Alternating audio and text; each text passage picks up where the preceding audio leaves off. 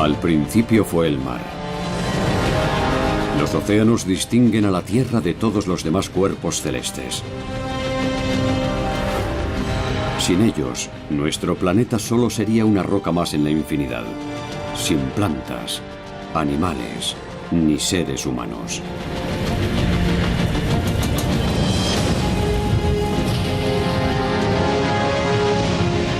Y sin embargo, la investigación de nuestros océanos solo acaba de empezar. Muchos fenómenos siguen siendo un misterio para la ciencia. ¿Cómo formaron los océanos nuestro planeta durante miles de millones de años? ¿Y cómo funcionan en la actualidad? Frank Chechik explora la amplitud y la profundidad de los océanos. Este es el universo verdaderamente desconocido.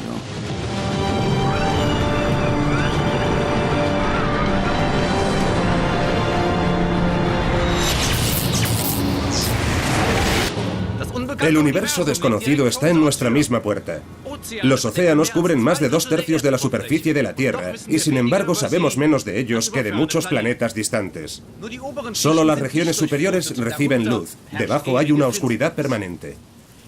¿Seremos nosotros parte de ese mundo con el tiempo? ¿Habitaremos, como predicen los visionarios, los bajíos y las profundidades de los océanos? ¿O ideas como esas serán siempre utopías? Echemos un vistazo hacia adelante. Pero vayamos antes a los helados mares del norte, donde se está decidiendo gran parte del futuro de nuestro planeta azul. Vengan conmigo a la capa de hielo de la Tierra, mientras aún sigue con nosotros.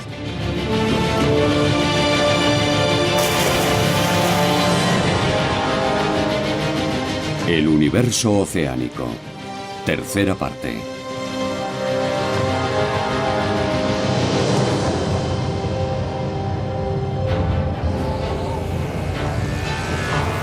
Nuestra historia comienza en el Círculo Ártico, en Spitsbergen, Noruega. Nadie va al territorio de caza del oso polar sin un arma. Los meses de oscuridad total acaban de terminar.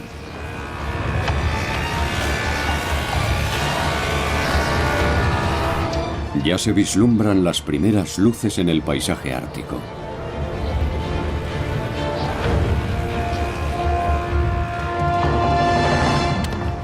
Georg Hurm ha hecho un largo viaje para venir atraído por unas emocionantes noticias. Se dirige a una mina de carbón cercana a la capital de la región Longyearbyen.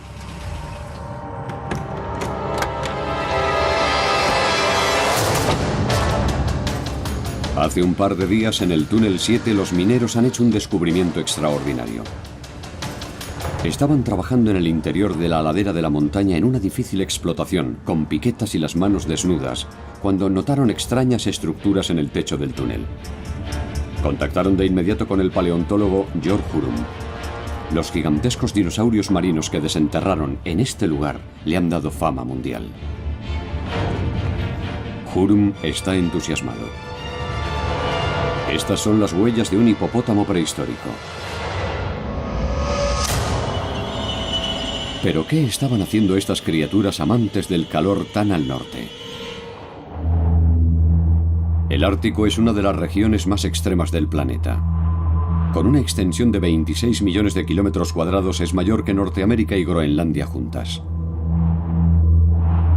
2/3 de su superficie son océanos cubiertos de hielo. En invierno las temperaturas caen hasta 60 grados bajo cero. Para sobrevivir aquí hay que estar especializado. Algunos tienen que resistir durante meses metidos en agujeros en el hielo. Esta joven ballena de Groenlandia está varada. No partió hacia climas más cálidos cuando aún tenía la oportunidad. Lo mismo les ocurre a las belugas. El camino hacia el mar abierto está cerrado hasta la primavera. Bajo el manto de hielo se asfixiarán. Una oportunidad perfecta para los osos polares. En invierno el zorro del Ártico no puede cazar presas por sí mismo. Cuenta con las sobras del oso polar.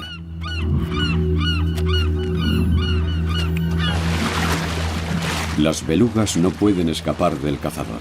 Tienen que regresar a su agujero en el hielo para respirar. Y para él, El agujero en el hielo es una invitación a cenar. Devorar y ser devorado. Las leyes naturales del Ártico son implacables.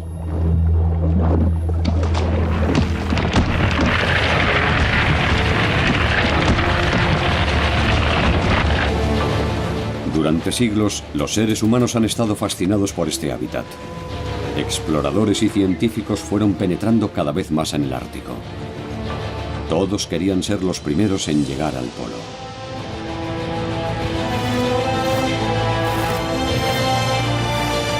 Pero fracasa una expedición tras otra. Durante semanas y meses los hombres están atrapados en el hielo. Una y otra vez, los barcos se rompen bajo esa presión.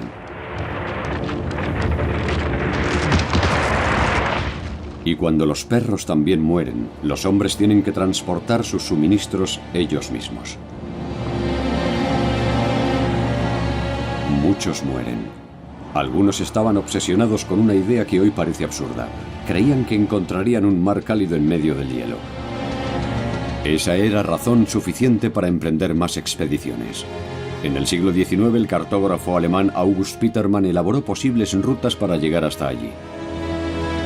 Y en 1868 puso en marcha la expedición alemana al Polo Norte. Pero por mucho que lo intentaron, ninguno de estos exploradores pudo encontrar el mar cálido. En todas partes se topaban con un impenetrable bloque de hielo. Hasta que en 1909, Robert Peary afirmó haber conquistado el Polo Norte. Si en realidad fue cierto, se discute hasta el día de hoy. Una vez que los exploradores polares hubieron alcanzado el polo, tuvieron que admitir, castañeándoles los dientes, que la leyenda del mar cálido era solo una leyenda. De hecho, aquí arriba, en el Polo Norte, no hay nada más que nieve y hielo. Pero si hubieran tenido una máquina del tiempo como nosotros, podrían haber encontrado lo que estaban buscando, porque el hielo no es eterno. En la era terciaria, hace 60 millones de años, esto era muy diferente. Demasiado lejos. Pero ya que estamos aquí, esta es la razón por la que los dinosaurios se extinguieron.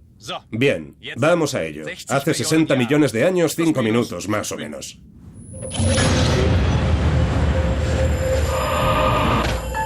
Una jungla subtropical cubre Spitsbergen. La época de los dinosaurios acaba de terminar. Y la mayoría de los mamíferos aún son muy pequeños. Pero en los cañaverales hay dos criaturas que se han hecho mucho más grandes que las demás.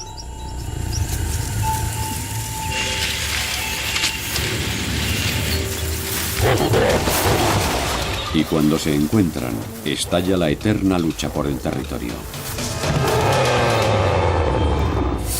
Son auténticos gigantes de su tiempo, tan grandes como un hipopótamo actual. Pero aunque sus gigantescos incisivos les dan un aspecto temible, los pantodontos son pacíficos herbívoros. Buscan raíces y tubérculos en las praderas cercanas al río. Sus huellas se han conservado en el lodo pantanoso hasta la actualidad. Es un golpe de suerte para el paleontólogo Georg Hurrum. Este hallazgo único cambiará nuestra idea del Ártico para siempre. Ya sabíamos que los pantodontos estaban muy extendidos en Norteamérica y en Asia. Pero nadie esperaba verlos en el Ártico. Encontrar grandes mamíferos de ese periodo fue una verdadera sorpresa. En la comunidad científica noruega esto fue recibido con mucho alivio, porque no sabíamos explicar por qué razón había plantas en Svalbard desde hace 55 millones de años, y ahora al menos teníamos algo que se comía todas las plantas. Eso debe significar que el hielo eterno no es tan antiguo como siempre se ha creído. Un buque de perforación llegaría a arrojar algo de luz en la misteriosa historia del clima del Ártico. En agosto de 2004, el Vidar Viking estaba atravesando la placa de hielo en el océano Ártico. Iba escoltado por dos rompehielos rusos.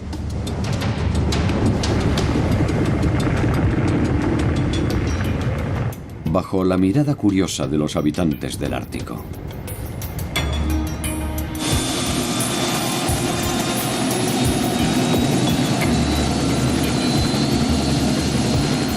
Esta es la primera vez que los geólogos penetran en las profundidades del lecho marino bajo el hielo polar. El núcleo perforado que emerge mostrará la historia climática y medioambiental del Ártico durante los últimos 60 millones de años. El Vidar Viking necesita la ayuda de 2 rompehielos para mantenerse en posición sobre la cadena Lomonosov. Pasadas varias horas, el tubo de perforación alcanza el lecho marino. Ahora perfora 400 metros más para recoger el núcleo del sedimento. Esto es un récord. Los científicos climáticos de todo el mundo esperan con entusiasmo los resultados.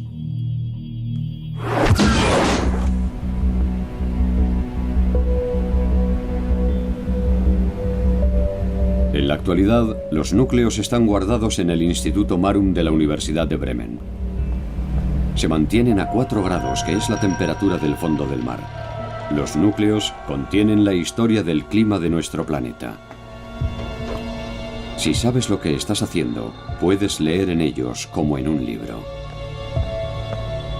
El geólogo y paleontólogo Gerhard Bormann está a cargo de los mayores almacenes climáticos para el proyecto de perforación del océano.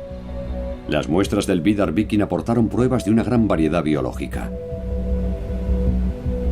La mayoría de las especies murieron hace 55 millones de años. Parece que hubo una extinción en masa.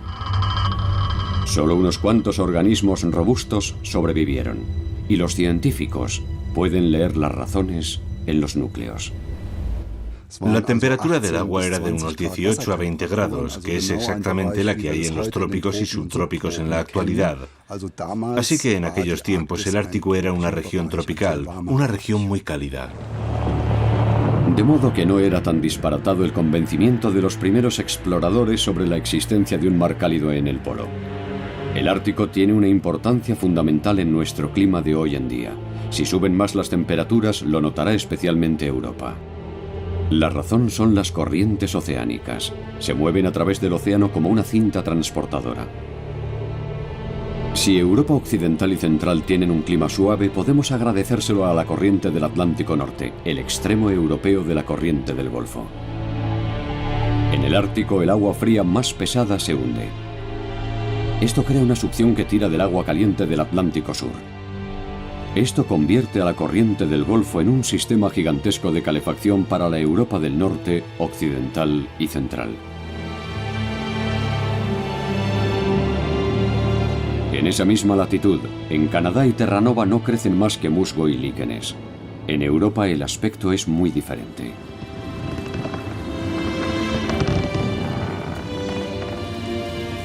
Esta bomba de agua caliente del océano nos aporta ricas cosechas y bellos paisajes.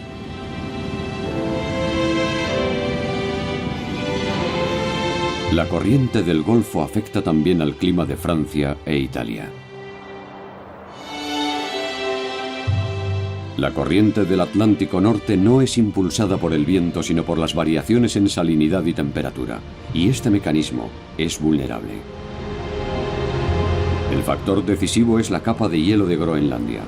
Si se derritiera por completo, cantidades colosales de agua fría caerían al océano. A diferencia del agua salada, no se hundiría. La cinta transportadora global se detendría. Nuestro sistema de calefacción fallaría. Groenlandia tiene 2,5 millones de kilómetros cúbicos de hielo. Y las temperaturas aquí están aumentando 2 veces más deprisa que en Europa. Los glaciares de Groenlandia ya se están retirando. Pero pasarán miles de años antes de que el hielo derretido pueda hacer retroceder a Europa a una nueva edad del hielo.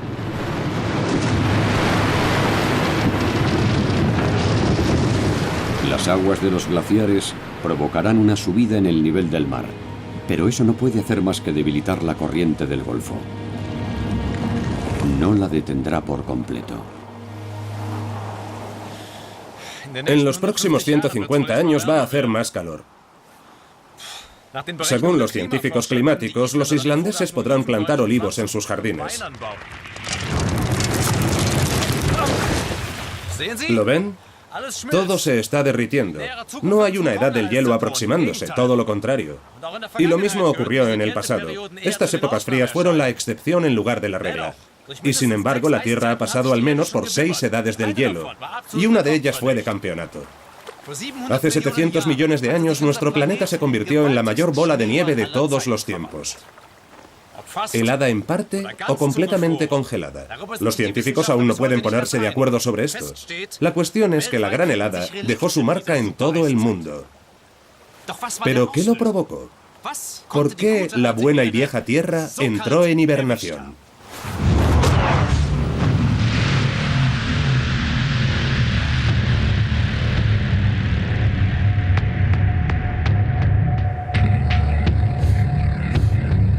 Todas las placas continentales se habían unido para formar un solo continente gigantesco, Rodinia.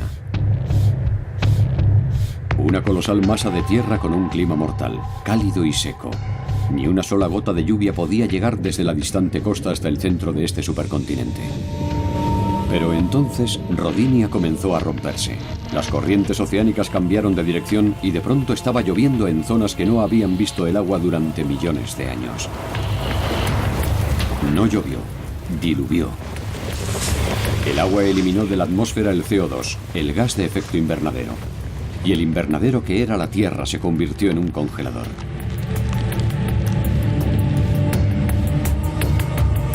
El planeta desapareció bajo un manto de hielo de kilómetros de espesor que asfixió toda la vida.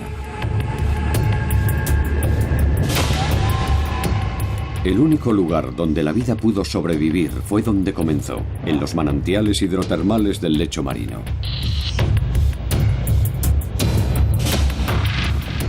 En el interior de la Tierra los fuegos continuaban ardiendo. Pero la lava no tenía salida. La presión aumentó poco a poco. Durante mucho tiempo los científicos pensaron que un planeta que se congelaba por completo nunca podría deshelarse otra vez, porque el hielo reflejaba la luz del sol y el calor desaparecía en el espacio. Pero el calor encontró su camino. Fuego y hielo, una unión potente que hoy solo se encuentra en Islandia. Los volcanes no solo arrojan lava, sino también cantidades gigantescas de CO2. Y a continuación ocurrió lo mismo que estamos experimentando hoy, solo que a una escala y con una velocidad muy diferentes.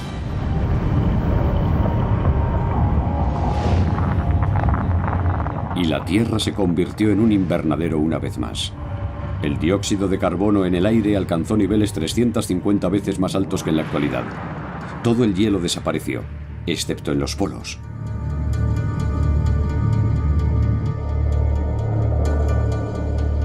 Esta vez el hielo del Ártico tiene 15 millones de años y ahora está empezando a derretirse. Se pueden ver los cambios en todas partes.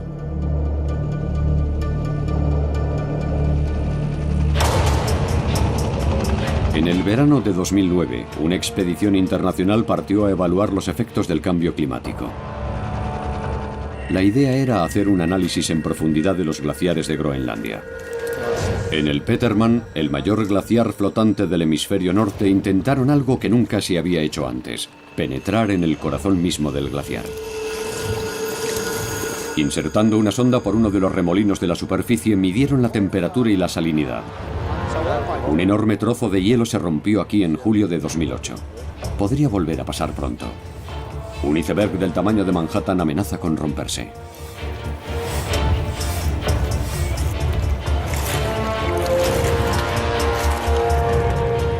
Ríos de agua están fluyendo por debajo de toda la longitud de los 80 kilómetros del glaciar Petermann y ahuecándolo por debajo.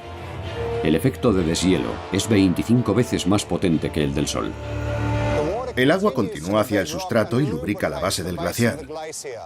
El glaciar fluye más rápido hacia el mar y más icebergs se forman desprendiéndose de la masa principal.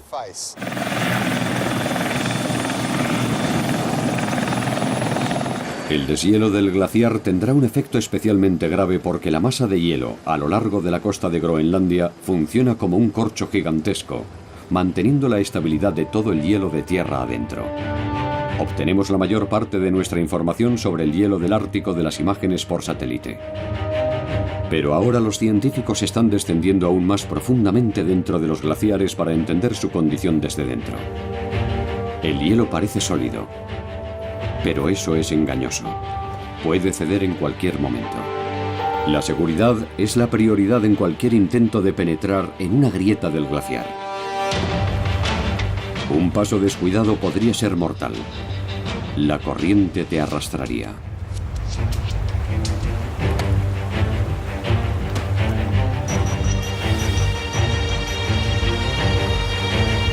Aquí, en el Ártico, los cambios climáticos futuros pueden estudiarse de cerca.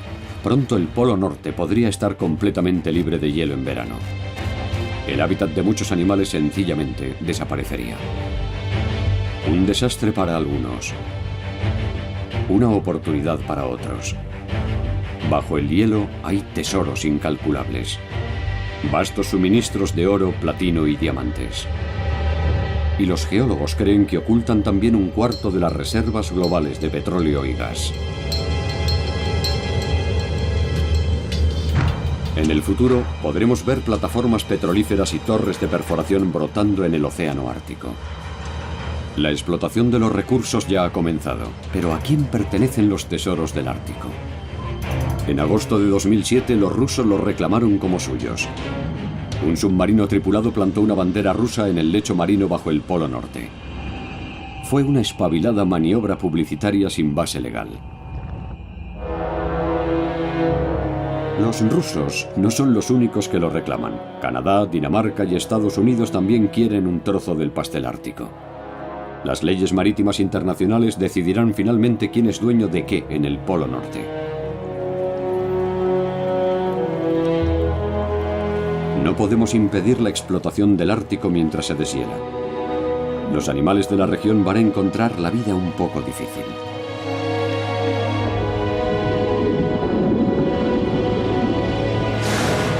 Los mares polares aún son algunas de las últimas aguas sin explotar de nuestro planeta. Son el Serengeti de los océanos.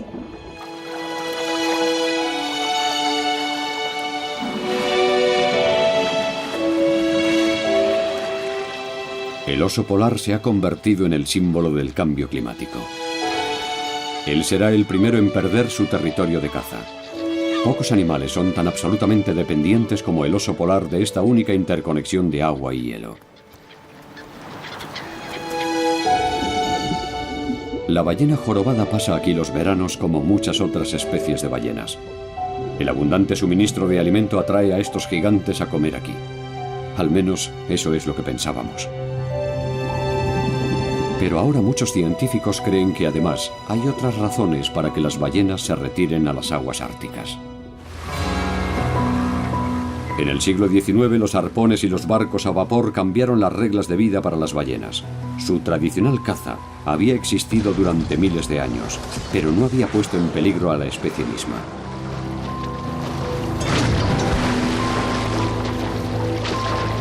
Con las nuevas técnicas se podían cazar las ballenas más grandes y rápidas y procesarse en el mar. La era de la caza de ballenas industrial había llegado. El territorio de caza se extendió cada vez más. Las ballenas solo estaban relativamente a salvo en las regiones polares. Durante siglos hemos estado cazando ballenas con métodos bárbaros. Las reservas de 4 especies se han desplomado por completo. Solo en el siglo XX, los cazadores de ballenas han matado más de 2 millones de ejemplares. Es una paradoja, ¿verdad? Por una parte las masacramos, por otra parte las queremos y admiramos. Es una mezcla entre el sushi y un sustituto de la religión. Y las consideramos inteligentes. Solo les falta poder hablar. Bueno, al menos pueden cantar, algunas de ellas. Quizá quieren decirnos algo. Hay personas que dicen que oyen mensajes cósmicos. Los CDs de los cantos de ballenas fomentan la venta de varitas de incienso y hacen que el corazón de las personas de la New Age lata con más calma. Pero ¿de dónde proceden en realidad nuestros sentimientos hacia estos huidizos gigantes? Tal vez se deba a que los antepasados de las ballenas de hoy se parecen a nuestras mascotas favoritas, los perros. Sí, han oído bien, los antiguos ancestros de las ballenas tienen un parecido extraordinario con el mejor amigo del hombre. Nos referimos al Eoceno, 50 millones de años antes de nuestra era. Un día será Oriente Medio. Pero en ese momento las tierras pantanosas y los bosques de manglares se extienden en la distancia. El clima es subtropical. Los mamíferos ya se han extendido por la tierra y están dando sus primeros tentativos pasos en el mar, de donde salieron sus primeros ancestros.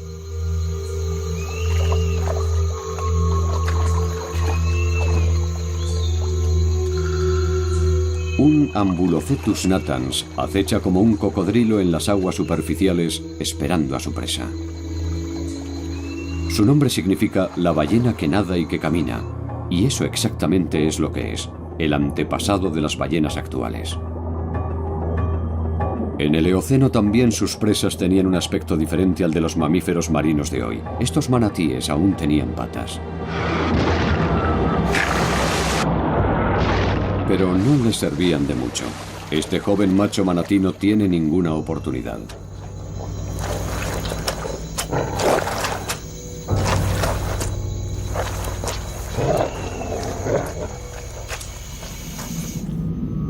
La ballena que nada y que camina murió hace millones de años.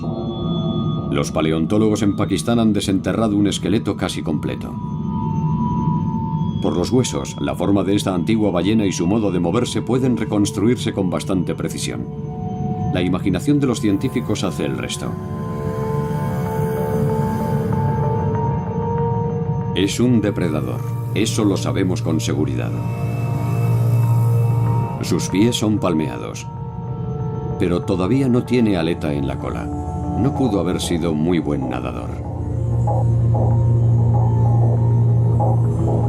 Pasarán otros 8 millones de años antes de poder cambiar eso. El Ambulocetus ha iniciado un proceso que le sumerge aún más profundamente dentro del agua.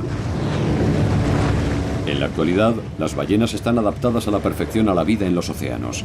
Solo tienen que subir a la superficie a respirar. De hecho, a las ballenas debería irles bien hoy en día. Solo las cazan unas pocas naciones y no se lo ponen muy fácil. ¿Se acabó el temor? Ni hablar. Para empezar, su cifra se ha visto tan reducida que muchas especies están lejos de recuperarse. Y por otro lado, estamos contaminando su hábitat más que nunca. Porque además las ballenas oyen bastante bien, muy bien en realidad. Eso es estupendo, pensaríamos. Pueden quitarse del medio cuando se acerca un enemigo. No, porque el enemigo es el ruido. En los últimos años hay tanto ruido en los océanos que estos sensibles gigantes están perdiendo la vista y el oído, en el sentido literal de la palabra. Durante la Guerra Fría, la Marina de Estados Unidos pinchó el lecho marino. Construyeron un gigantesco sistema de escucha para poder oír a los submarinos enemigos. En el cuartel general de Virginia, los soldados fueron reemplazados más tarde por investigadores de ballenas. Y aquí, en 1993, Christopher Clark descubrió algo extraordinario. Grabó la llamada de una extremada baja frecuencia de una ballena jorobada captada por un hidrófono en el Caribe.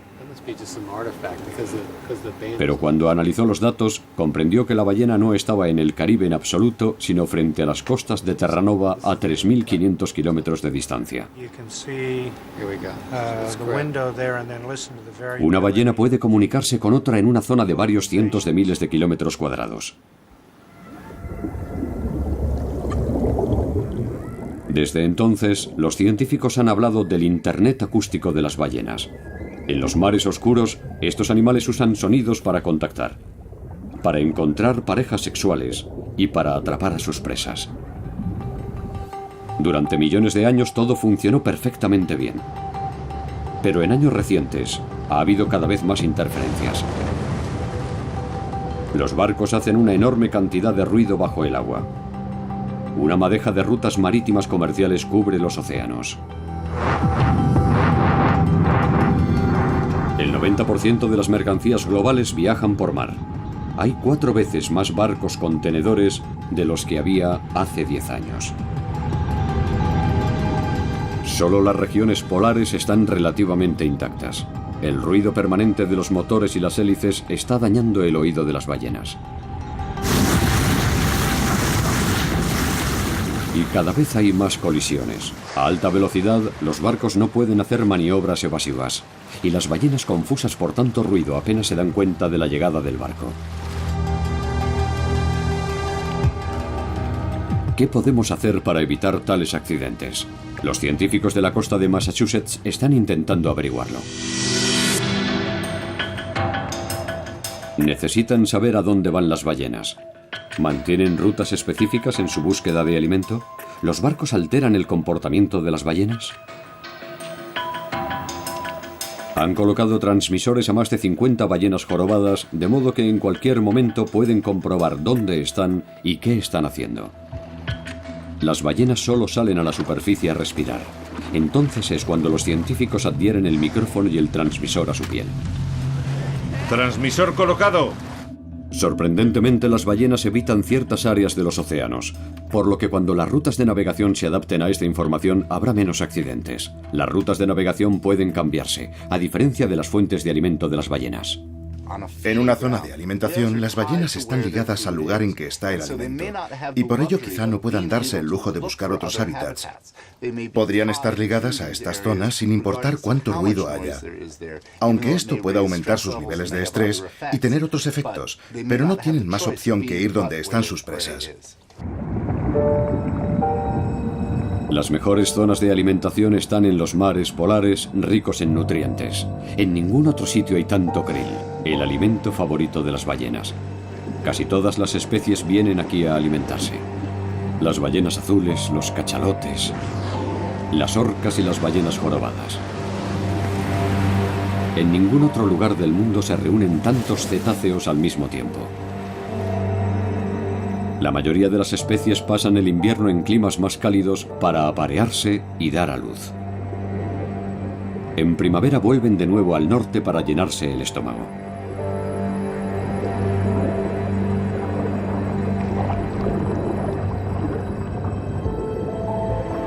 Pero están teniendo lugar cambios curiosos, en el agua y en la tierra. Las temperaturas en aumento no solo están haciendo que los glaciares se deshielen en el mar. En el lejano norte están poniendo en marcha procesos muy diferentes.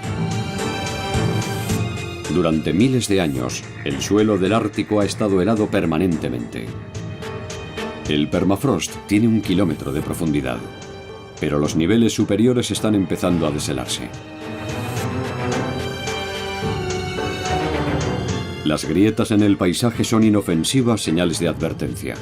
Debajo de la tierra se están creando espacios huecos que pueden, de repente, hacer que ceda el suelo de la superficie. Calles enteras se hunden, las tuberías se retuercen y se rompen, casas, pueblos enteros se derrumban. Es un desastre para los habitantes, pero también es una amenaza para el resto del mundo. Grandes partes del hemisferio norte aún están heladas. Si se deshielan, enormes cantidades de metano y CO2 se liberarán en la atmósfera. Hace unos años, unos científicos del suroeste de Alemania tuvieron un adelanto de lo que podría suponer un estallido de metano.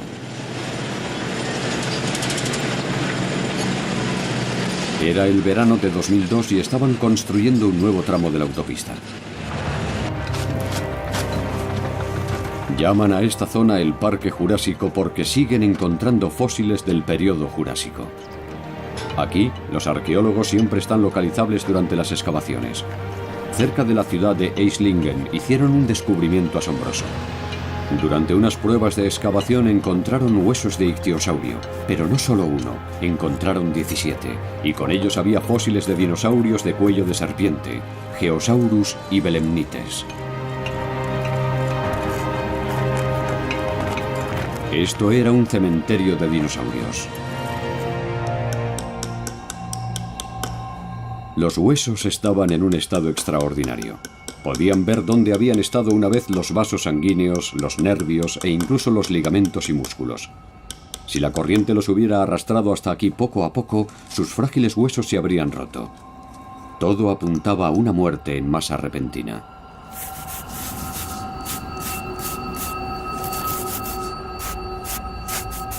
Los arqueólogos fecharon el acontecimiento hace 181 millones de años. No pudo haber sido un desastre climático global porque no hay rastros de una gran extinción en ese periodo.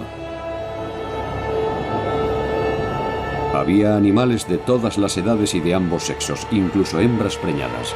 Algún acontecimiento repentino debía haber sorprendido a los animales descuidados. ¿Pero qué?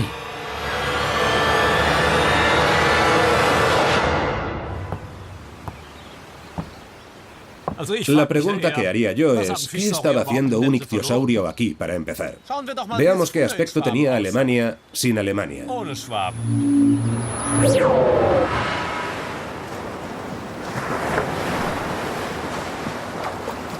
Bienvenidos al Jurásico. Dentro de 150 millones de años esto será el suroeste de Alemania. En ese momento es un mar superficial de carrizos de 100 metros de profundidad. Las islas circundantes de aquel entonces se convertirán en el continente europeo. Las corrientes transportan muchos nutrientes. Es un paraíso para los ictiosaurios y otras criaturas acuáticas. En el mar del Jurásico, los peces lagarto eran uno de los depredadores más agresivos. Mientras sus parientes, los dinosaurios, compartían la tierra, estos habían regresado al agua y se habían adaptado perfectamente al nuevo medio ambiente. Compartían los ricos alimentos con sus primos, los dinosaurios de cuello de serpiente. La vida en el océano del Jurásico continúa con normalidad. Pero de pronto hay una perturbación. Los peces están boqueando, faltos de oxígeno. Luego sufren una muerte dolorosa.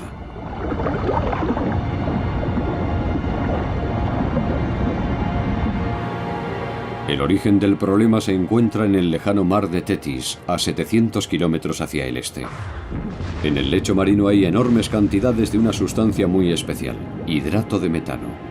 Durante miles de años, los cristales han permanecido estables, pero de repente explotan. Una nube tóxica se alza y se traga todo el oxígeno de los alrededores. La explosión debió de romper grandes trozos del suelo del océano. Islas de lodo saturadas de gas flotaron hacia el oeste con las corrientes.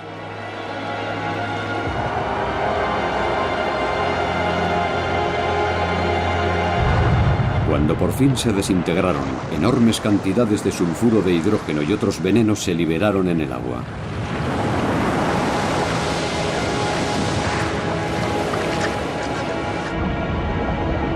Al respirar con pulmones, los peces lagarto no se asfixiaron de inmediato. Presas del pánico boquean en busca de aire, pero es inútil. El veneno penetra en su piel y finalmente ellos también mueren. El hidrato de metano provocó una muerte en masa en Slingen.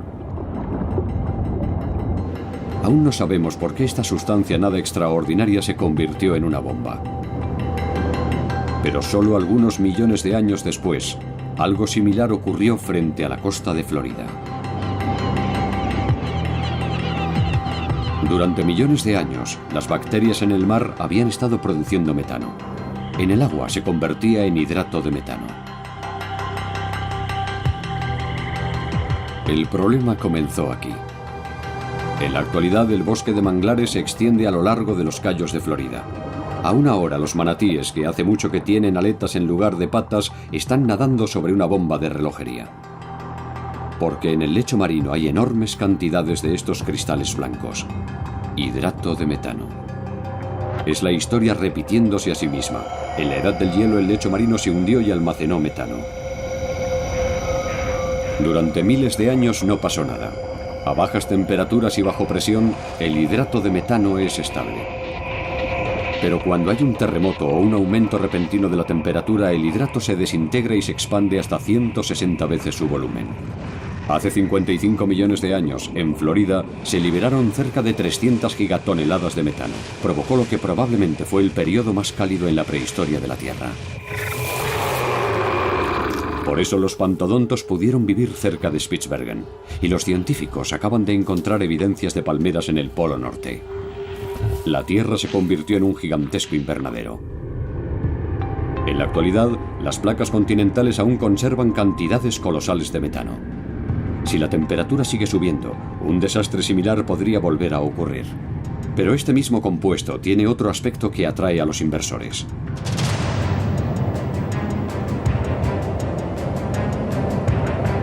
Frente a las costas de Japón, el futuro ya ha comenzado. El barco perforador japonés Chikyu es el más moderno y el más caro de los buques investigadores del mundo. Con una escasez notoria de materias primas, Japón está invirtiendo muchos millones de dólares para desarrollar esta prometedora nueva fuente de energía. Esto es debido a que los 12 trillones de toneladas de metano que pudiera haber en el mundo contienen más energía que todas nuestras reservas de petróleo, gas y carbón juntas. Podría suministrar la energía necesaria a nuestro planeta durante décadas, quizás siglos, pero extraer estos restos es una tarea peligrosa.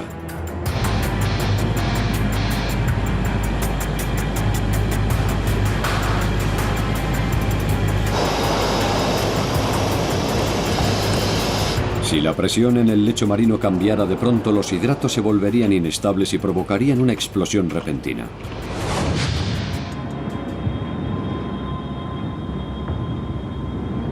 El hidrato de metano solo puede formarse a más de 400 metros de profundidad.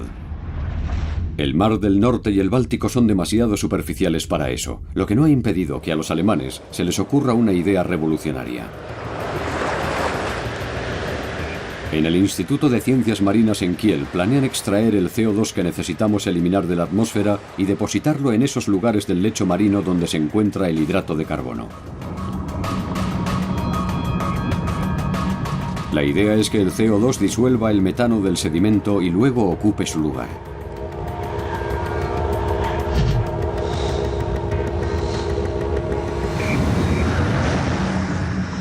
Es una oportunidad de vincular dos problemas importantes de nuestro tiempo: la protección climática, esto es, el almacenamiento del dióxido de carbono, y el suministro de nuevas energías fósiles, que debemos usar y usaremos de una manera responsable. Y si vinculamos estos dos procesos con sensatez, la maldición del CO2 podría convertirse en una bendición. Fábricas flotantes comprimirán el metano liberado en pequeñas bolitas que puedan transportarse fácilmente. Los supertanques que transporten el CO2 desde las centrales eléctricas para almacenarlo en el lecho marino se llevarían las bolitas de gas con ellos en su camino de vuelta. Ganar energía y detener el calentamiento global. Un concepto loco si funciona. Si no, preferiría no estar en las proximidades. Julio Verne se habría divertido mucho con estas ideas extravagantes para conseguir energía, que entre nosotros no son tan nuevas en absoluto. Julio Verne quería obtener el combustible para su Nautilus del agua del mar. Quería usar la energía de las minas de carbón bajo el mar para extraer la sal del agua marina y convertir todo ello en una batería que produjera corriente eléctrica. Nunca explicó exactamente cómo funcionaría, pero en sus libros consiguió dar expresión a un deseo humano arraigado muy profundamente: hacer de los océanos un lugar para que vivan los seres humanos. De Homo sapiens a Homo aquaticus.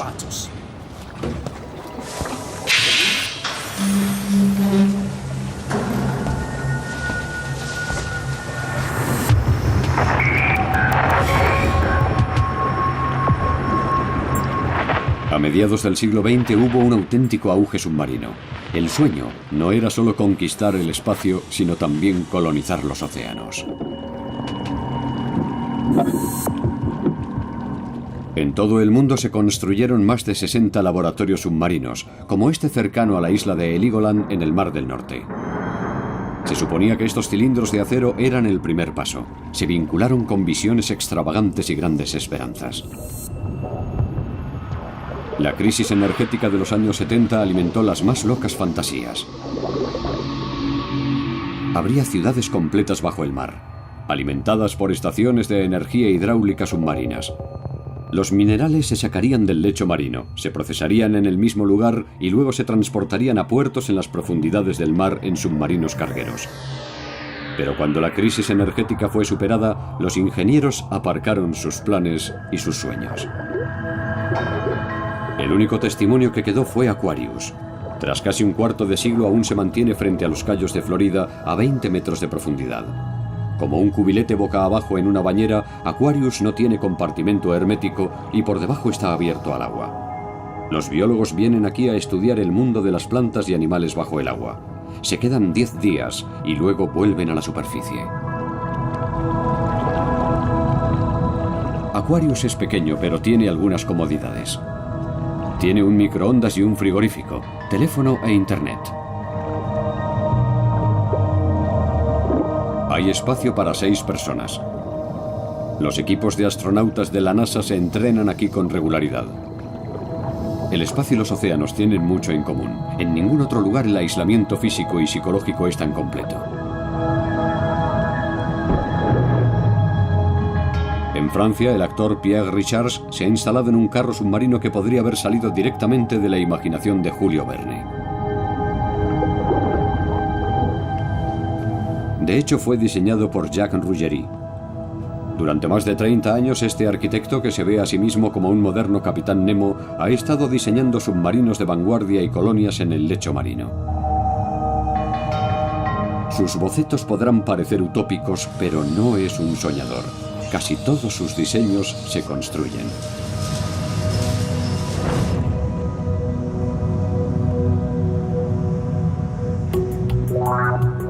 Hace años se mudó a una casa barco en el Sena, en París. Y aquí trabaja en una audaz visión que pronto será realidad. El Sea Orbiter es una especie de caballito de mar gigante. Un día irá a la deriva alrededor del mundo arrastrado por las corrientes. De 51 metros de altura, estabilizado por una quilla circular, viajará en la misma dirección que un iceberg a la deriva. Cuando el Sea Orbiter esté terminado, se combinarán 2 módulos para formar una boya gigantesca. Ventanas panorámicas se abren a una vista perfecta del mundo por debajo y por encima de la línea de flotación. 1/3 del brillante aluminio blanco del coloso se levanta sobre la superficie del océano. El resto está oculto por debajo. Jacques Rougerie está convencido de que, aparte de la continuada conquista del espacio, estamos a punto de ser testigos de un renacimiento en la exploración de los mares. Las nuevas tecnologías y la capacidad más potente de los ordenadores hacen más fácil para los seres humanos vivir bajo el mar o en el espacio. Creo firmemente que el hombre, una vez más, partirá a colonizar estos nuevos mundos del espacio y las profundidades. A menudo estos proyectos tardan décadas en salir del tablero de diseño y convertirse en realidad, pero él tiene una fe profunda en la importancia de su visión. El Sea Orbiter es un mensajero para las futuras generaciones. El Principito podría haber dicho: dibújame un Sea Orbiter. El Sea Orbiter flotará con las corrientes durante 15 años. Hará su camino en silencio a través de los océanos, sujeto solo a los ritmos de las grandes corrientes oceánicas que agitan y baten las aguas de nuestro planeta.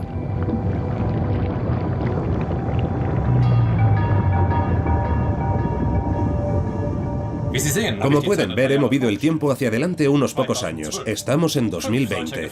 5 de estos vehículos estarán recorriendo los océanos. La visión tiene que convertirse en realidad. Vamos, entren. En silencio, impulsados solo por las corrientes del océano, los acuanautas a bordo de los Sea Orbiter navegarán alrededor del globo explorando los mares de un modo completamente nuevo. Su objetivo es una mejor comprensión del universo desconocido. Tal vez aquí abajo entendamos que solo somos parte de un todo. Peces pequeños en una gran historia.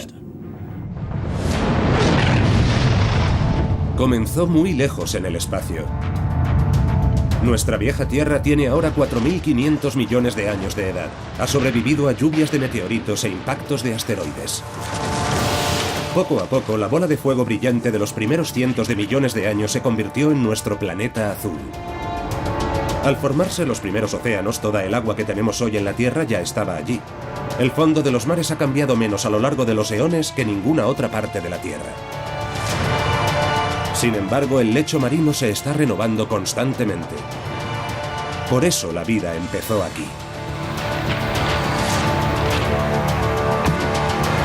Nuestro planeta aún estaba en su infancia cuando las primeras moléculas orgánicas se unieron en las chimeneas de los respiraderos hidrotermales.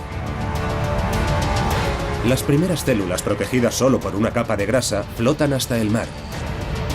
La Tierra solo tiene 500 millones de años.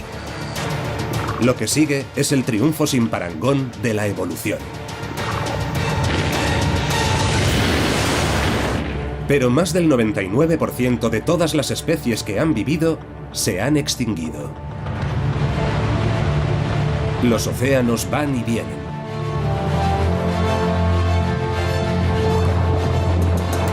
Algunas especies, como el Dunkleosteus blindado, fueron estrellas invitadas brevemente en nuestra Tierra. Otras aún están aquí después de decenas de millones de años. La Tierra sobrevivió a edades del hielo y calentamientos globales, terremotos y erupciones volcánicas. A menudo los grandes desastres son provocados por algo nuevo. Fue necesario el fin de los dinosaurios para dar lugar al turno de los mamíferos. Los actores cambian en el agua y en la tierra.